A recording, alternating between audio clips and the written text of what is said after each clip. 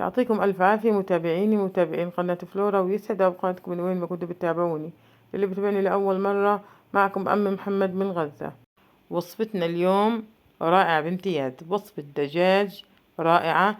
راح نعرف سر اللون الحلو اللي شايفينه للدجاج، وبرضه النكهة الطيبة لهذه الوصفة. طبعا هاي الوصفة من وصفات مطاعم غزة، مطعم مخصوص عنا اسمه مهران بيعملها، طعمها كتير رائع. أتمنى يا صبايا إنكم ما تنسوا تدعموني بلايك حلو وتعليق مرتب، ويلا مع بعض نشوف وصفتنا لليوم ونبدأ الوصفة بالصلاة على سيدنا محمد. اللهم صل وسلم وبارك على أفضل الخلق سيدنا محمد. بداية طبعا حنتبل الدجاج. طبعا أنا هنا قسمت الدجاج، يعني الدجاج عملتها بس قطعتين لنصفين. بالنسبة للبهارات، ايش انتي بتحبي بهارات حطي. طبعا انا حكي لكم البهارات اللي انا حطيتها. حطيت معلقة بابريكا كبيرة، معلقتين كبار من بهار الدجاج، نص معلقة من الفلفل الأسود، معلقة كبيرة مليانة من السماق، حطيت نص معلقة صغيرة من الجنزبيل، حبهان. طبعا في بهارات حتى ما كانت موجودة عندي الصبح، رجعت كملت حطيت، لأن أنا عملت الدجاج وتبلته من في الليل. أي وصفة فيها تتبيل صراحة للدجاج بتبلها من في الليل. طبعا وما بنسى الملح وزيت الزيتون يا صبايا، يعني زيت الزيتون بدها الوصفة هاي زيت زيتون. طبعا بالنسبة للخضار، ايش في عندك خضار حطي، ايش بتحبي خضار حطي. انا حطيت سوري بتنجان. حطيت كوساية، قطعتها لأربع قطع كبار، وبطاطا وطماطم وبصل وفلفل أخضر، وكلهم تبلتهم شوية بهارات من اللي حطيتها على الدجاج، يعني إشي بسيط وممكن تستغني عنها لأنه بهارات الدجاج بتكفي الصراحة. حطي فيه شوية فلفل أسود وملح وبرضه زيت زيتون، وحركيها منيح، ورصي على وجه الخضار الدجاج. اللهم صل على سيدنا محمد.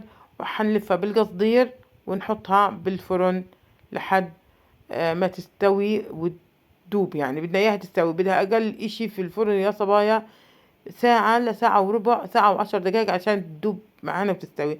طبعا هنا انا على الوجه حطيت برضو بهار دجاج وفركته، لانه ما كان موجود عندي البهار دجاج البني، اللي كان موجود عندي بهار دجاج احمر اللي هو بهار الشوي. وطبعا هنغلف بورق قصدير، اللي بيخاف من القصدير والقصدير مضر يحط ورق زبدة قبل ما يحط ورق القصدير. اللهم صل على سيدنا محمد. حنلفها منيح ونحطها بالفرن. في لحظة ما بتستوي معانا الدجاج رح نعمل مع بعض رز هيك على السريع. هو مش من خلال الوصفة، يعني أنا عملت الرز يعني جنب الوصفة علشان يشيل معها، لأنه أنتوا عارفين شباب أنا اللي عندي ما شاء الله. طبعا جبت بصل قلبته مع زيت قلي. حتى ملاحظين إن أنا الرز إني ما كنت بدي أصوره، بس في الآخر صورته هيك وبنتي مسكت لي جوال. قلبت الرز سوري البصل مع الثوم والفلفل الأخضر يا صبايا. بصل والثوم والفلفل الأخضر مع زيت قلي، كلهم قلبتهم مع بعض. بعدين الرز طبعا على فكرة بنتي اللي عملت الطبخة اليوم، قالت لي أنا بدي أعملها الرز. قلت لها اعمليها، بس أنا كنت جنبها بحكي لها إيش تساوي. وقلبت الرز مع سمنة، معلقة سمنة وزيت قلي. إذا ما عندكم سمنة عادي يا صبايا، وزيت قلي. بعدين جبت اللي هو صحن من صحن شوربة الدجاج. وبعدين كملت مي، حطيت من شوربة الدجاج صحن، وكملت مي. أنا قديش حطيت رز يا صبايا؟ حطيت صحنين من الرز، قلبتهم تقليب حلو مرتب، وحطيت لهم 4 من المي. صحنين من الرز اللي هو رز البسمتك. الرز اللي أنا استخدمته اسمه طلاس في الوصفة. قلبناه منيح، يعني اخت بنتي اللي قلبت، عشان ما اقول قلبت تقولي انت بتعملي فيديوهات على حسابي. بنتي قلبته منيح منيح منيح منيح.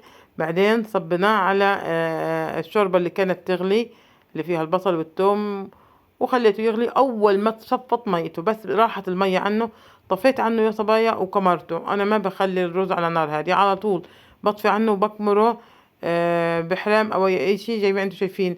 في هذا المرحلة على طول أنا بطفي عنه وبكمره لمدة ساعة، ساعة ونص يا صبايا، بطول وهو مكمور. طبعا هذا السر اللي بيني وبينكم، قبل هيك قلت لكم إنه أنا لما يكون زايد عندي رز أبيض بالتلاجة قبل بيوم مش حياكلوه بعد هيك، خلص كل عام وانتم بخير.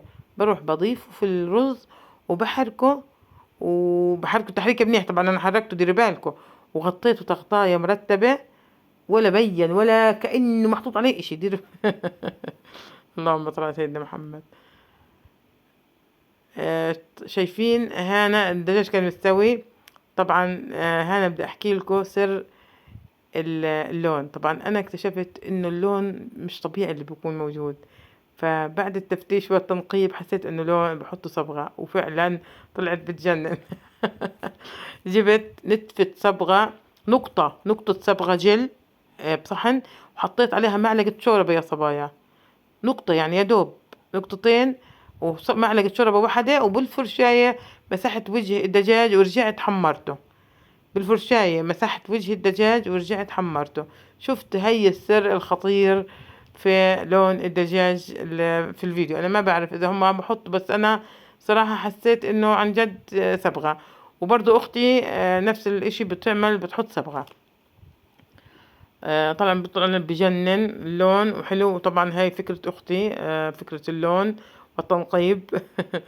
طبعا احنا عائلة يعني زي ما بقولها بنحب الطبخ وبنحب يعني نبدع فيه، فبدنا لون الدجاج يكون ذهبي وحلو زي ما بنشوفه على الفيديوهات. خليناش طريقة صح اوكي بكون ذهبي بس مش زي ما بنشوف والالوان اللي بنشوفها. فانا اجتهدنا وحطينا زي ما حكيت لكم نقطة لون بمعلقة شوربة. مش تفكروا انه هذا اللي تو شفتوه كله لون، لا يا صبايا، هذه شوربة بس انا حطيت عليها نقطة.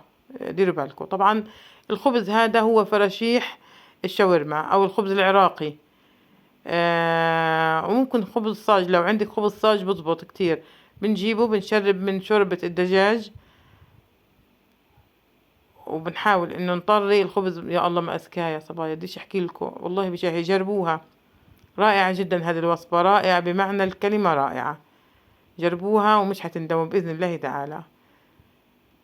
وبنحط حواليها الخضار ودوقوا أكلة معتبرة. أنا قبل هيك عملتها إلكم، بس عملتها بطنجرة ضغط، نفس الفكرة، بس ضغطت الدجاج بعدين وحطيته بعدين حمرته هو على الخبز نفسه. بس هاي الطريقة تانية برضو أختي الله يرضى عليها عزمتنا وعملتها وعجبتني برضو الفكرة، قلت والله لا أعمل لكم إياها، مش أخبي عليكم إشي يعني. اللهم صل على سيدنا محمد. الحين أحكي لكم شغلة. أنا حطيت الدجاج يعني متأخر شوي، فطبعا عندي بيجوا من الجامعة بدهم ياكلوا، هيك النظام عندي، بصلوا بدخلوا البيت، إذا ما لقوش شرشة في الأكل المفروش بتصيروا كل واحد كلمة. فطلعت الدجاج، فكانت الشوربة لسه مش متسبكة كتير، وما حطيت عليها صلصة على الخلطة كتير صلصة، يعني ما حطيت أصلا لأنه ما كان عندي. فقلت خلاص يعني ما فيش حدا ودنيا ليل ومين بده يجيب لي. فبراء ليش بقول لي زاكية سلم ايديكي بس في مشكلة. بقول ليش المشكلة؟ بقول لي تاعت خالتي كان لون الشوربة حمرة وعاملة زي الجلي هيك يعني قلت له يعني تاعت خالتك أذكى؟ بقول لا أنت زاكي والله زاكي، بس المرة الجاية اعمل لنا يا زي تاعت خالتي. يعني بديش يقول إن أنا ديك أذكى يعني. المهم عملتها وطلعت والله زاكي وعجبت الكل. بس خلاص يعني براء كان يعني هو قال لي بدي اياه زي تاعت خالتي، فلاقى انه ما عليهاش صلصة. هو مش كتير صلصة، يعني حكت لي اختي انه ما بحط صلصة كتير، بس انه بفرك الدجاج هيك بشوية صلصة وبتكتر بندورة في الخلطة فبتتسبك معها. فانا كمان لانه تاخرت، لانه فتحت عليها بدري شوي والله كانت بدها تسبيك بس انا استعجلت. اللهم صل على سيدنا محمد. برمت معكم كتير. طبعا هنا الرز شايفين مبين ان انا حاطه فيه اشي، لا يعني هو في رزات بيضة شوية بس يعني سكروا على الموضوع ولا تقول لحدا. على فكرة هاي الحركة بعملها كتير والله. يعني أنا ما بكون مثلا بكون طبخة قبل بيوم وأولادي ما باكلوش الطبايخ غير برز صراحة، فبكون عاملة رز. ورز أنا بعملش رز يعني برضوش ياكلوه أولادي للأسف، يعني مش تعيب على نعمة ربنا لا والله.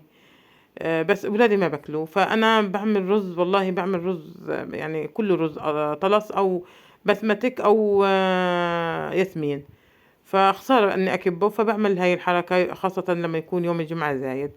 طبعًا شايفين لون الدجاج بجنن، والله بجنن يا صبايا، شوفوا كيف هذي بتتاكل الأكلة، حطّي قطعة دجاج مع قطعة كوسة مع قطعة بصلة مع بطاطا وكلي، بتنزل هيك على القلب.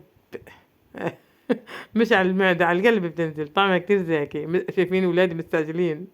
اللهم صل على سيدنا باخده وأنا قاعدة باصوّر، تخيّلوا. اصبروا بس أخلّص مش صابرين. وهيك بنكون خلّصنا وصفتنا، وبرمنا كتير اليوم. أتمنى إنه فيديو اليوم نال على إعجابكم، أتمنى ما تنسوا تدعموني باللايك والشير وتفعيل الجرس، ودمتم بحفظ الله ورعايته.